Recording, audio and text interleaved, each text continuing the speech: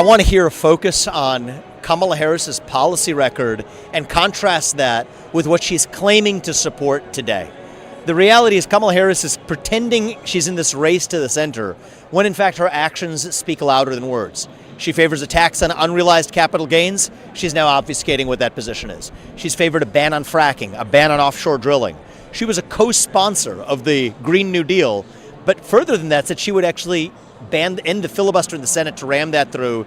She was a co-author of the Medicare for All, single-payer healthcare system legislation with Bernie Sanders that she now claims she doesn't favor. So I think if the moderators do their job tonight, and with the muted mics, a lot of this will come down to the moderators. If the moderators do their job tonight, we, for once, get to understand what Kamala Harris's positions actually are. And here's where Donald Trump has a major head start relative to Kamala. You may or may not agree with his policies. That's fine.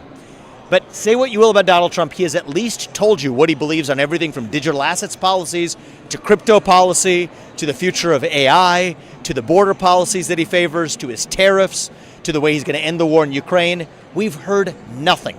Crickets from Kamala Harris on those policies. And it appears, unfortunately, that this might be the sole chance that the American voters have to understand what Kamala Harris's positions are. I think a success for Donald Trump is a focus on those policies or the lack thereof from Harris.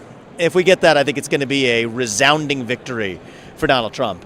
The other thing I will say is that we learned last time that victory can come in many flavors, right?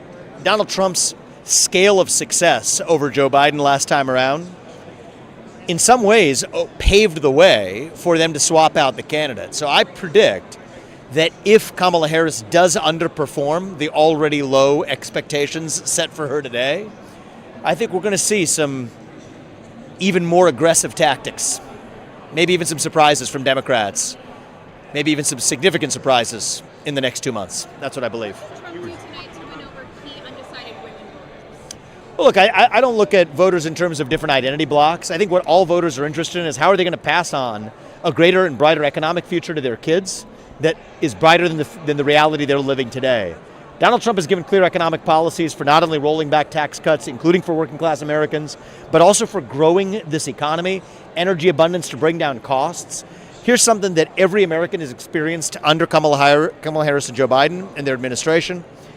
Like it or not, prices have gone up, wages have remained flat. Under Donald Trump, it was the opposite of that. I think that speaks to many, not only women, but working class mothers of children who want their kids to be able to grow up and live an American dream that feels too far out of reach today. And so I do think that that's what success would look like tonight, is a focus on policy, especially on economy and the border.